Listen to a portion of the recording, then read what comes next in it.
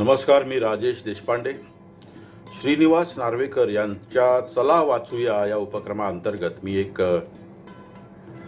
कथा वाचतोय. भाऊ उपाध्ये यांच्या वासू नका या पुस्तकातील इश्क.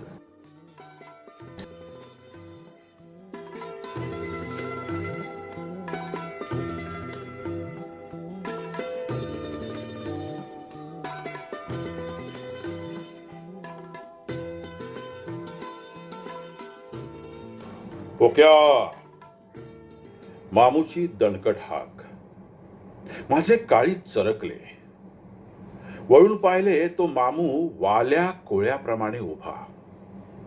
अंगावर फाटकी गंजी, मांड्या न झाकणारी चड्डी, दाढी वाढलेली आणि केसांना तेलाचा टिपूस माहीत नाही. मी जेवणाच्या सुटीत कामावरून पाय मोकळे करण्याकरता बाहेर पडलो होतो, तोच याने डाव साधलेला दिसत होता. माझा चेहरा आरशात पाहण्यासारखा झाला असेल यात शंका नाही.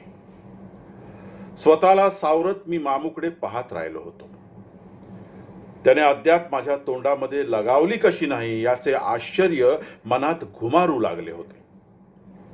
मामू वेडा झाल्याच्या बातम्या पसरल्यानंतर त्याची माझी ही पहिली मुलाखत. यापूर्वी मोन्याशी त्याची मुलाखत घडली होती. त्यावेळी त्याने मोन्याचे तोंड फोडले होते. आपल्या दोस्तांवर त्याचा हा राग का कुणाच ठाऊक. मला पैसे पाहिजेत. मामूच्या विनंतीमध्येही जरब होती. अरे मामू, मंथ एंड आहे रे. मी काकुळतीला आलो. मला भूक लागली आहे, काहीतरी खायला दे, चल. हा, असं बोल. मला धीर आला. चल, आपण कामतच्या हॉटेलात जाऊ, तिथं माझं क्रेडिट आहे. मामू मिलियन पाऊंड नोट मधल्या उपाशी पोटी ग्रेगरी पेक सारखा खाण्यावर तुटून पडला. एकूण त्याची लक्षणं बरी दिसत होती. तो सुधारला असल्याचंही दिसत होतं. मामू, तू असतोस कुठे? खुर्चीजवळ ठेवलेल्या गोंडपाटाकडे त्यानं बोट दाखवलं आणि वर तो चमत्कारिक हसला. त्या गोंडपाटावर तो दिवस काढत होता हे मला ऐकून माहित होतं, आणि 8-8 दिवसात तो खात नाही हे सुद्धा. हे असले रस्ता वितळवणारे ऊन अंगावर घेत त्याची सदोदित अनवाणी वणवण चालू होती. मामू, अरे काय हे हाल करून घेतोस रे जीवाचे, मी उमाळून म्हणालो. चल घरी नीटपणे, चल. त्याच्या डोळ्यात भयंकर चमक दिसली मला. दुसऱ्याच क्षणी माझ्या गालात एक सॉलिड ठोसा बसला. त्याच्या झिंजण्यांमधून बाहेर येण्यापूर्वीच मामूने गोंडपाट बगलेमध्ये मारून आपला रस्ता सुधारला होता. उन्हे उतरली म्हणजे आमची कंपनी उलन पॅन्ट चढवून वासू नाक्यावर भंकसगिरी करायला जमत होती. दुसरा धंदाच नव्हता. क्रिकेटचे अंग नव्हते की RSS मध्ये जाऊन दैनय रुख बाय रुख करायला आम्ही काही भट नव्हतो. SSCच्या कोचिंग क्लासेसमध्ये हल्ली फार पोरी येतात. त्यांच्यावर पत मारावी तर आमच्या कंपनीमध्ये एक मी सोडून दुसऱ्या कोणाचेही हात SSCला पोचलेले नव्हते. शिकणे जमतच असे कोणाला, आणि शिकून तरी काय उपयोग. माणूस नोकरीच करतो आणि उलन पॅन्ट शिवतो. आमच्या बापांनी आम्हाला उलन पॅन्ट शिवून ठेवल्याच आहेत. आम्हाला चायला मधुबालेसारखी पंटी पकडणं शक्य आहे का? खरंच चायला हायवे 301 सारखा एक दणदणीत दरोडा टाकला ना तरच आमच्या आयुष्याचं कल्याण होईल.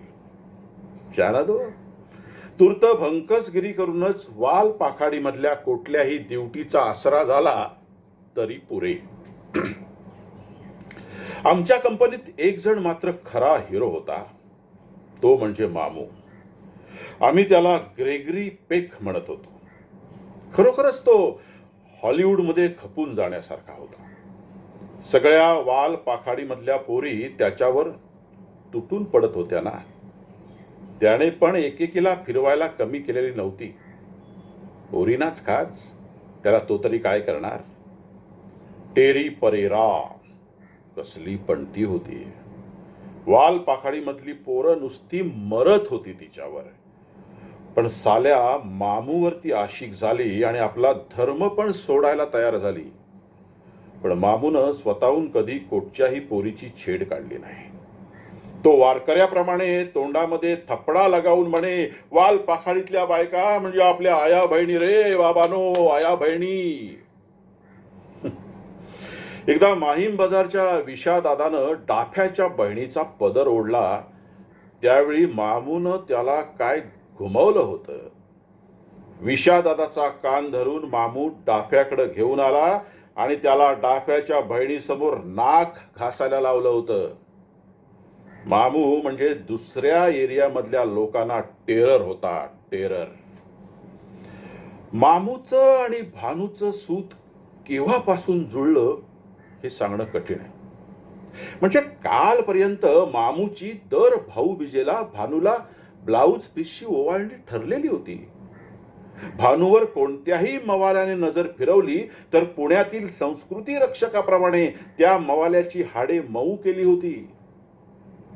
मामू भानूमध्ये बहीण भावाचं पवित्र नातं रुजलेलं आणि रुळलेलं वासू नाक्याने पाहिलं होतं. त्यावर विश्वास ठेवला होता. भानू एक वासू नाक्यावरची पणती होती, प्रश्नच नाही. तिला नहाणही आलं नव्हतं. त्यावेळीच मी तिचं भविष्य वर्तवलं होतं की ही पोरगी वासू नाक्यावर भानगडी माजवणार. कुठं नाही. एकदा वासू नाक्यावर 4 दिवसांसाठी एक परदेशी मेहमान राहायला आला होता. त्याच्या नजरेला भानू पडली आणि त्याची रात्र खराब होऊ लागली. त्याने दुसऱ्या दिवशी तिला जिन्याखाली धरून आवळलं. केवढं प्रकरण पेटलं होतं माहितीये. भानूने त्या मेहमानाला असा काही घुमवला होता की त्या रात्रीच त्याने गावचा रस्ता सुधारला होता. आता तर काय, नहाण आल्यापासून भानूचा दाणा सणसणीत भरू लागला होता आणि चालताना तिचा पुठ्ठा काय उडत होता. माझ्या तोंडाला पाणी सुटत होतं. भानू माझ्याशी आताशा जरा भीड धरूनच पाहायची. नुसती हस्तीदंती करून आपला रस्ता सुधारायची. साला माझं डोकं पेटायचं. मी म्हणत असे, क्या चीज है पंटी, है पंटी. ते ऐकून मामू मला धीर देत असे. तुम चाहता है क्या उसको? तुम चाहता है क्या उसको सचमुच? तो फिर डरो मत, हम है. मी अगदी निश्चिंत होतो. SSCच्या अभ्यासासाठी 2 महिने वासू नाक्याला रामराम ठोकून घरी बसलो. परीक्षा संपली. मी पुन्हा आमच्या कंपनीमध्ये मिसळलो. डाफ्या, चम्या, मोन्या 2 महिन्यांच्या अंतरानं सगळे भेटले. त्यांनी गेल्या 2 महिन्यांमधील वाल पाखाडीतील उलाढालीचा अहवाल माझ्या कानावर घातला. वाल पाखाडी म्हणजे अनेक लफडीच.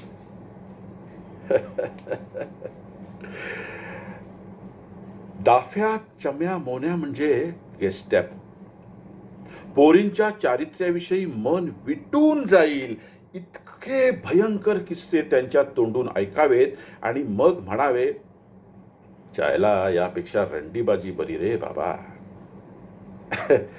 अखेर मोन्या म्हणाला, बरं तुला आपल्या ग्रेगरी पेकची भानगड कळली काय? मी म्हटलं नाही. ओळख पाहू त्याची लाईन. मी म्हटलं टेरी परेरा. रॉंग. मी 2-4 पोरींच्या पर्वच्या बोलून थकलो. अखेर गौप्यस्फोट करणे त्याच्यावरच सोपवले. साले गालातल्या गालात छद्मीपणे हसू लागले, पूर्व नियोजित बेत असल्याप्रमाणे. चम्याचा डावा डोळा किंचित लवला, जरा कपाळ ओरबाडले. ही त्याची लकब खास म्हणजे टॉप सिक्रेट सांगण्याची.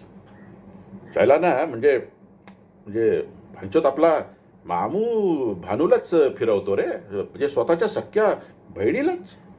मी म्हटलं इम्पॉसिबल. अरे इम्पॉसिबल काय, आम्ही सांगतो त्यावर तुझा विश्वास नाही काय रे? अरे मला हायवे 301 बघायचा होता, म्हणून तो लागताच मी मोन्याजवळ तिकीट काढण्यासाठी पैसे देऊन ठेवले. त्यानं आपलं काम व्यवस्थित बजावलं. सिनेमाला गेलो. मेन शो स्टार्ट होईपर्यंत माझ्या शेजारच्या 2 खुर्च्या रिकाम्याच होत्या. त्यावर अंधारात एक जोडपं येऊन बसलं. ते त्या चित्रपटातील पहिला रोमहर्षक दरोडाच काय ते स्वस्तपणे पाहण्यासाठी आलं होतं. दरोडा आटपला. मग त्यांना चित्रपटगृहातला फक्त अंधारच हवा होता. त्यांचा टेम्पो चढू लागला. त्या गृहस्थाचा हात तिच्या पदराखाली आणि तिची सारखी चुळबुळ चाललेली. वर तिचे हाय म्हणजे काय ते सगळ्यांना समजत होते. मी बोलून चालून वासू नाक्यावरचा वल्ली. मी थोडा चूप असणार आणि मनाची समजूत करून घेणार. ठीक आहे, चालू द्या तुमचा आंबट शोक. मी चांगले त्यांना ऐकू येईल असे म्हणालो. या लोकांना असले चाळे करायला घरदार नाही काय? तुम्हाला सिनेमा पाहायचा नसेल तर नका पाहू, पण आम्हाला पाहायचा आहे. यावर माझी शेजारीण दचकून या म्हणाली. तिच्या प्रियकराच्या तिला कवेत घेण्याच्या प्रयत्नातून मोकळे होत त्याच्या कानात कायसेसे म्हणाली आणि तिने त्याला चूप बसवले. माझी मात्रा लागू पडली. पुढचे प्रसंग मी झकासपणे पाहिले. सिनेमा संपला. प्रेक्षागृहात उजेड झाला. मी शेजाऱ्याकडे औत्सुक्याने पाहिले तर तो मामू आणि भानू. चला, माझं डोकं एकदम गरगरू लागलं. मी निघालो. मामू मला साथ घालू लागला. अरे पोक्या, ए पोक्या. पण मी माझा रस्ता सुधारला होता. शेवटी मामूनं माझ्या लाईनमध्ये फांदीबाजी केली. ठीक आहे. हल्ली नाहीतरी भानू माझ्याशी वागताना फारच आखडतच होती. तेव्हाच मी तिचं लक्षण ओळखलं होतं.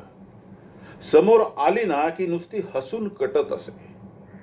शाळेला आशाने काय आपली लाईन क्लिनर होण्याची शक्यता होती काय? मी खतमच झालो होतो. प्रूफ मिळाल्यापासून ती नुसती नजरेस पडली तरी माझ्या काळजावरून वस्तारा फिरतो की काय असं मला वाटत होतं. मामू मात्र अशी फांदेबाजी करून वर तिला रुबाबात फिरवतोच आहे. साल्याची काय स्टाईल आहे. एक दिवस मी मार्क केलं. भानूच्या शाळेवर हा उलन पॅन्टमध्ये उभा. शाळा सुटली आणि भानू आली इकडे तिकडे बघत. मी मनात म्हटलं, कशाला घाबरतोस? अरे कोणी सवाल केला तर आहेच आपला जवाब तयार. आम्ही बहीण भाऊ आहोत म्हणून. पण ती आपली भ्याल्यासारखं दाखवत होती. बंडल. हा तिकडे उभा. तिच्याकडे पाहत नाही. ती हळूहळू सरकत त्याच्याजवळ येऊन उभी राहिली. कोणी काहीच बोलले नाही. तेवढ्यात एक टॅक्सी आली. मामूने रुबाबात ती बोलवली आणि फुटले दोघेही जण. वखारीच्या गल्ल्यामधले पैसे मारून मामूची ही चैन चाललेली असे. बापाची वखार असली म्हणजे पोरी जाम फिरवाव्यात. पण आबांना या गोष्टीचा वास आला की मग मात्र मामू आणि भानूचे दिवस भरतील अशी मला खात्री होती. एकदा दोघेही थोडक्यात बचावलेही होते. म्हणजे अगदी सकाळी सकाळी दोघेही बाथरूममध्ये, म्हणजे भानू दाराआड उभी आणि हा असा तो दारात उभा. म्हणजे अगदी कोणालाही काही चाललं नाही यांच्यात असं वाटावं अशा स्टाईलमध्ये दोघांचं काम चाललेलं. आबा येऊन मामूच्या मागे उभे राहिले आणि त्यांना काही समजे ना काय चाललंय. ते म्हणतात, काय रे, काय चाललंय? मामू काय टरकलाय. पण साला डोक्याने आहेच हुशार. हा नाही काय ते भानूचा डोळ्यात जरा कचरा गेला ना म्हणून फुंकर घालत होतो असा जबाब देऊन सटकला. पण नंतर थेट माझ्याकडे आला. तुम्हाला सांगतो त्याला काय घाम सुटला होता. आबा 6 महिने कोकणात गेले होते. तेव्हापासून मामू आणि भानू यांच्याविषयी वासू नाक्यावर बोंबाबोंब सुरू झाली होती. आता मामूला काही भानूला गाठण्यासाठी शाळेवर जाण्याची जरुरी नव्हती. तिला तो आता वखारीतच घेऊन बसू लागला होता. सगळ्या लोकांच्या ते नजरेत येऊ लागलं होतं. आम्ही त्याचे दोस्त म्हणून जो तो आम्हाला छेडायला लागला होता. अरे काय चालवलंय तुमच्या मामूनं? भानू त्याची बहीण ना रे? म्हणजे रस्त्यात पोरींची छेड काढल्यावर तिने कडक जबाब दिल्यावर जशी तोंड होतात ना तसे आमचे तोंड होत असे. शाळेला आम्ही मामूचे मित्र झालो म्हणून जो तो आम्हालाच छेडत होता. पण मामूशी मात्र कोणाची बोलायची तयारी नाही. काय टाप होती म्हणा कुणाची. मामूची आई किंवा भानूची मावशी हिचा जीव मात्र आबा गेल्यापासून गोळा झाला होता. घरात तिच्या पोरांनी अक्षरशः उच्छाद मांडला होता. अगदी तोंड दाबून बुक्क्यांचा मार. ती बिचारी अक्काकडे येऊन बोटे मोडे आणि डोळ्यातून पाणी काढत बसायची. आबा 4 दिवस गेले, पण तेवढ्या काळात तिला कोणी त्राता राहिला नव्हता. नशिबी फक्त रडणंच.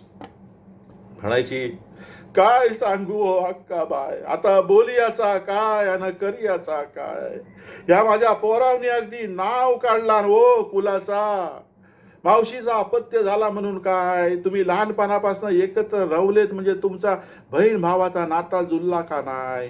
आता तुम्ही मोडताव म्हणजे कसे काय, कोटच्या शास्त्राने. मामूला बी बोललेली अगदी शाप, म्हणजे तू मला शास्त्र देखव उतारा दी, मग कुशाल माझ्या समक्ष मालूला मांडीवर घेऊन बस. पण आता जे काही तुम्ही करताव ना ते माझ्या साक्षी परमाने घोर पातक आहे, घोर पातक. मामूच्या आईचा फेरा गेल्यावर भानूचा फेरा होत असे आणि ती म्हणे, हल्ली काय मावस भावा बहिणीत लग्न होतात हो. मावशी झालीये म्हातारी, तिचं डोकं नसतं ठिकाणावर. परवा तर ताकात आमसुलं घालत होती, इतकं तिचं डोकं ठिकाणावर आहे. आणि तिचा आम्हाला कितीही विरोध असला तरी आमचं लग्न होणारच. माझं जर आबांनी आणि मावशींनी दुसऱ्या कोणाशी लग्न करून देण्याचा बेत केला तर एक दिवस ही मी जिवंत राहणार नाही, विष खाऊन जीव देईन. मी एखाद्या मोहल्ल्यात काँग्रेसची प्रचाराची गाडी फिरल्यावर मग त्यांचा प्रचार खोडून टाकण्यासाठी समितीची गाडी फिरते, तशा मामूच्या आईच्या आणि भानूच्या घरोघर फेऱ्या होत होत्या. रोज आमच्या अक्कासमोर भानू आपल्या आणि मामूच्या प्रेमाचं गाराणं गात असे. आमची अक्का तशी कुठेही बाहेर जात नसे. तिला कुठल्या तरी जमान्यातले मामूचे प्रेम प्रकरण आठवले असावे, कारण मधल्या काळात वालपाखाडीच्या पोरींच्या डोळ्यातून किती पाणी वाहत गेला असावे याची तिला मुळीच कल्पना नाही. ती भानूला म्हणाली, अगं तुझं खूप मामूवर प्रेम आहे ग, पण मामूचं तुझ्यावर आहे का. नाही, तो अजून त्या ख्रिश्चन पोरी बरोबर फिरतोच आहे. ते ऐकून भानू पार पिथरली, तडक वखारीत गेली. गल्ल्यावर मामू बसला होता. त्याच्यासमोर एक भलं मोठं वजन पडलं होतं. त्यावरती फडा फडा डोकं आपटू लागली आणि रडू लागली. माझा असा केसाला गळा कापायचा होता तर का माझ्यावर प्रेमाची पतावडी करतोस. एवढंच संदिग्ध काहीतरी बोलली. मामू पार दुध्यात पडला. तो तिला आवरू लागला तर ती न ऐकता रडत रडत घराकडे वळली. त्यानंतर तिने मामूचे काही एक न ऐकता 3 दिवस अन्न पाण्याला स्पर्श केला नव्हता. मामू अगदी विरघळून गेला. तिचे पाय धरून म्हणाला, अगं मी तुझाच आहे ग, तुझाच आहे. तुझ्याशिवाय दुसऱ्या कुठल्याही मुलीकडे मी कधीच बघणार नाही. ती म्हणाली, माझे पाय कशाला धरतोस, श्री साईनाथाचे धर, त्याची शपथ घेऊन सांग. मामूने श्री साईनाथाची शपथ घेतली. मामू दिवसेंदिवस अधिकच कठीण बनू लागला होता. ज्याला माणूस प्रेमात पडला म्हणून काय झालं, वासू नाक्यावर उभं राहायला काय हरकत आहे. आणि रस्त्यावरून जाणाऱ्या पोरीला जरा हूल दिली तरी काय बिघडतं, आणि थोडेच आपण तिच्यावर लाईन मारतो. पण मामूला हे प्रकार आता आवडेनासे झाले होते. मामू म्हणतो, म्हणजे आमच्याशी एकदा म्हणाला, अरे मी आता सुधारलो आहे. लेक आता सुधारलाय म्हणजे काय, भानूचं नाव घेऊन रडत बसतो आणि म्हणतो, सुखियात रे तुम्ही कधी प्रेम केलं नाही. आता काय म्हणायचं याला, हा सुधारलाय की बिघडलाय. त्याच्या बाबतीत आता एकच गोष्ट चांगली झाली आहे, आपण जर त्याच्याजवळ बटाटा वडा मागितला तर साला बैदा फ्रायची ऑर्डर देतो.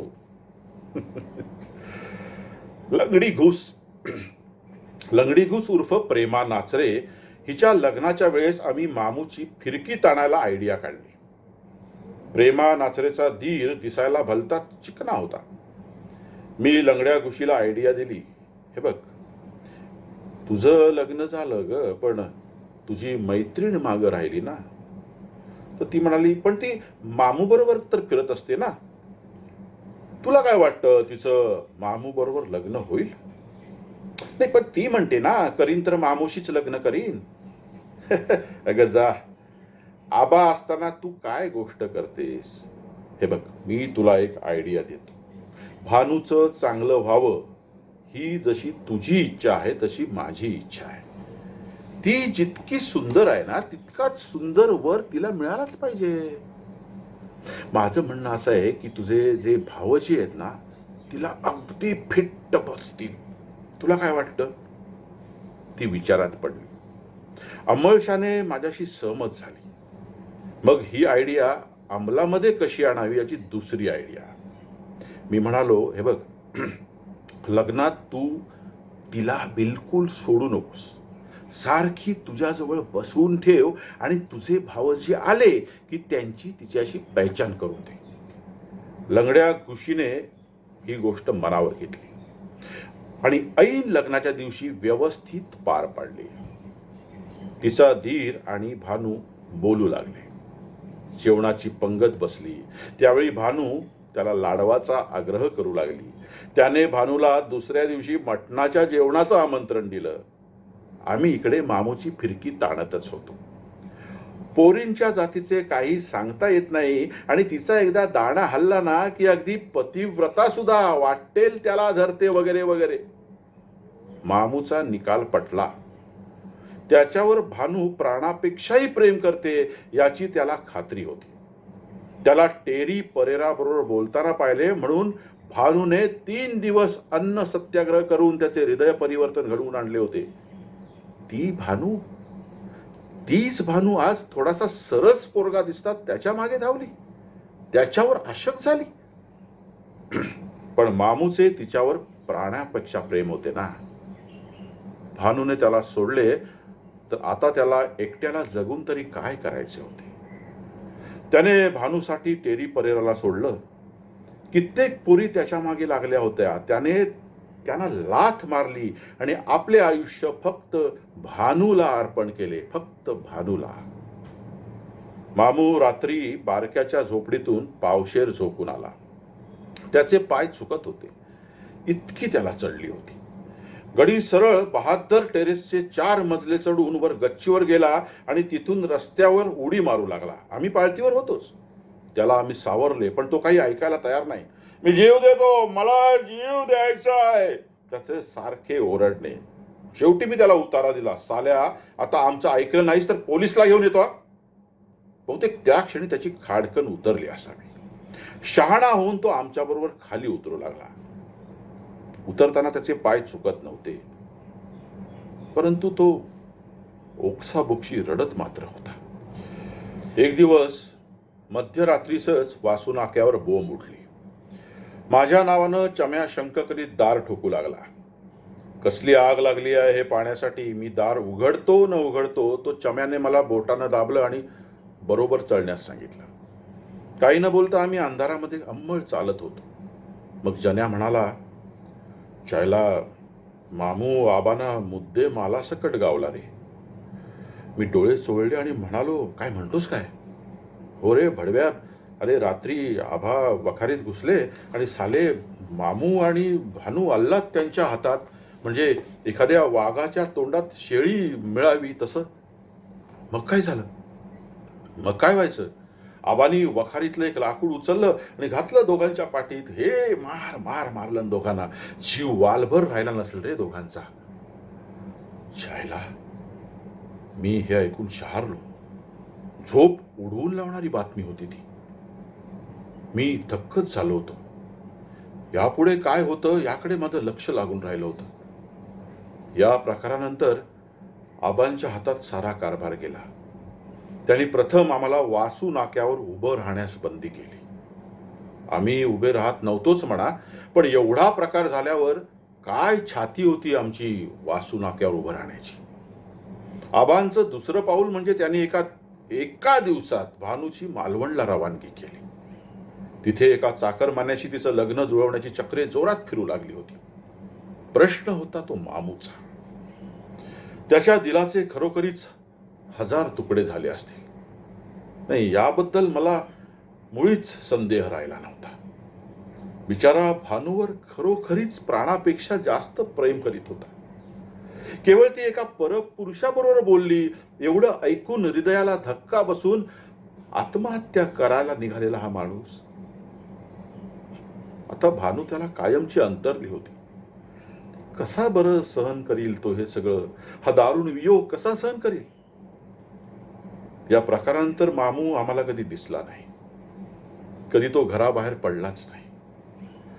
आबा आमच्यावर तोंड सोडतील या दहशतीनं आम्ही घरी जाऊन त्याची चौकशी केली नाही. नाईलाज होता. एक दिवस मामू घरातून नाहीसा झाल्याची बातमी कानावर आली. मग मात्र सगळेजण त्याच्यासाठी धावपळ पळापळ करू लागले.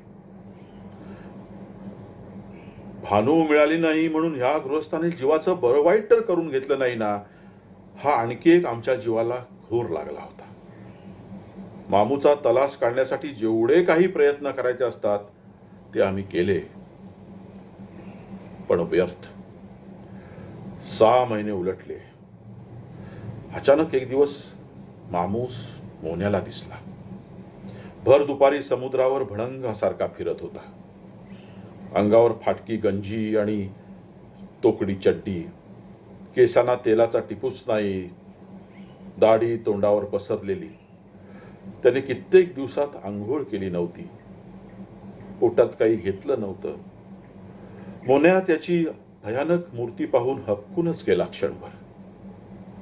मोन्या त्याला म्हणाला, कशाला करून घेतलेस हे हाल रे? चल घरी चल यापेक्षा. मामू चमत्कारिक हसला आणि त्याने मोनाच्या थोबाडीत सणसणीत ठेवून दिली आणि दुसऱ्या क्षणी झपाझप पावले टाकत तो अदृश्य झाला. मग माझेही लग्न झाले. सासऱ्याने उलन सूटसाठी मला 150 रुपयांची मनी ऑर्डर केली होती. ती खिशात खेळवत मी एकदा कापड बाजारात गेलो होतो. अवचितच रस्त्यात भानू समोर आली. भानू गळ्यात ठसठशीत काळी पोत आणि कोपरापर्यंत हिरव्या बांगड्या, दागिन्यांनी मडवलेली, अंगाने भरलेली आणि सुखावलेली. काय चीज होती ती. नेहमीप्रमाणे हस्तिदंती करून तिने आपला रस्ता सुधारला नाही. माझ्यासमोर उभी राहून माझीच वाट रोखली, अगदी कशाचे काहीच वाटू नये त्याप्रमाणे, आणि विचारलं, इकडे कुठे? मी सगळं सांगून टाकलं. माझं लग्न ठरल्याचं ऐकून तिला मस्त आनंद झालेला दिसला. भलतच. चला पाहू माझ्या घरी. तिने विज्ञा पिली. अरेच्छा, मलाही इतक्या सलगीनं वागवते. मी थक्क झालो. तिच्या आग्रहाला बळी पडलो आणि निघालो. चायला लग्न झाल्यावर पोरी काय बदलतात नाही. तिच्या मोकळ्या वागणुकीवर बेहद्द खुश होऊन मी म्हणत होतो. चहा, मग रत्नागिरीहून आणलेला हापूस आंबा आणि ताजे काजूगर यांचा आस्वाद घेत मी तिची ख्याली खुशाली जारी ठेवली होती. ती अगदी खुशाल होती, अगदी सुखात होती. जणू कधी ती प्रेमाच्या भानगडीत सापडलीच नव्हती. एका ग्रुप फोटोमध्ये पाहत मी विचारलं, यातला तुझा नवरा कोटचा? तिने एका फडतूस माणसावर बोट ठेवलं आणि हसून म्हणाली, बेकार दिसतो नाही? मी तिच्याकडे पाहिलं. माणूस बेकार मिळाला असला तरी ती मात्र तृप्त वाटत होती. मला अर्थातच हँडसम मामू आमचा ग्रेगरी पेक आठवला. वाटले एखाद्याने शॅम्पेनची लज्जत भरपूर चाकली असावी आणि आता ताकाची महती दुसऱ्याला काय सांगत सुटावी. मी काजूगर तोंडात कोंबत गप्प बसलो होतो. आज हे लज्जतदार काजूगर, तो मिठास आंबा आणि चहा यापेक्षा अधिक काय अपेक्षा करणार हिच्याकडून? बोलून चालून ती आहे आता आपल्या नवऱ्याची, आपल्या धन्याची. अंमळशाने तिनेच मामूचा विषय काढला. मी अगळपगळ शब्दात मामूला वेड लागल्याचे म्हणालो. त्यावर ती विस्पारून म्हणाली, "हे कसलं लागलंय वेड? साफ खोटं, अगदी चांगला शहाणा आहे तो, चांगलं कळतंय त्याला. गेल्या रविवारी आम्ही चौपाटीवर फिरायला गेलो होतो, त्यावेळी दिसला होता तो मला. चांगलं एक फरलांगावरून त्यानं मला पाहिलं आणि तोंड फिरवून चालता झाला. आता सांगा, जर एखादा माणूस खरोखरीचा वेडा झाला असेल तर त्याला माणूस ओळखता येईल का?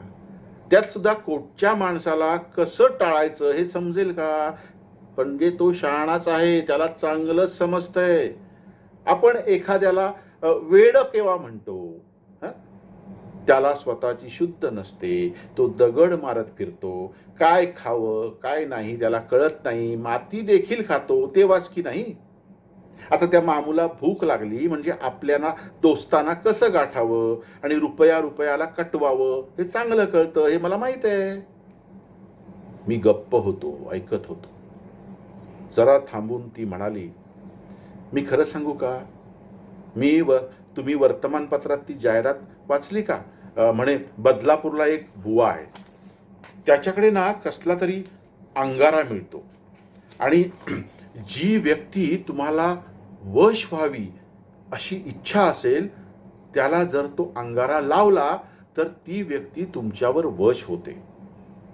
खरंच मामू बदलापूरला गेला होता आणि तिथून तो अंगारा घेऊन आला आणि एक दिवस मी घरात झोपले होते ना, त्यावेळेस तो गुपचूप लावून गेला. माझी मावशीच सांगत होती. त्यामुळेच माझ्यावर त्याची हुकूमत चाले. पण मी त्याला कधी माझी बेइज्जत करू दिली नाही. कधी नाही. मी त्याच्याबरोबर फिरायला गेले, पण त्याने जर का माझ्याशी लगट करायचा प्रयत्न केला ना, तर त्याला मी बजावून सांगत असे, "हे बघ मामू, तुला सर्व काही मिळेल, सर्व काही, पण आपलं लग्न झाल्यावर. लग्नापूर्वी तू माझ्याशी काही भलता प्रकार केलास तर मात्र याद राख." मी ऐकत होतो, काही बोललो नाही. इतक्यात शेजारचा रेडिओ सुरू झाला होता. "ये इश्क इश्क है, इश्क इश्क ए इश्क इश्क है इश्क." ही कवाली रंगात आली होती. नकळत भानू माझे अस्तित्व विसरली आणि तिने बोटाने ताल धरला. कवालीच्या लयीत ती घुमू लागली होती.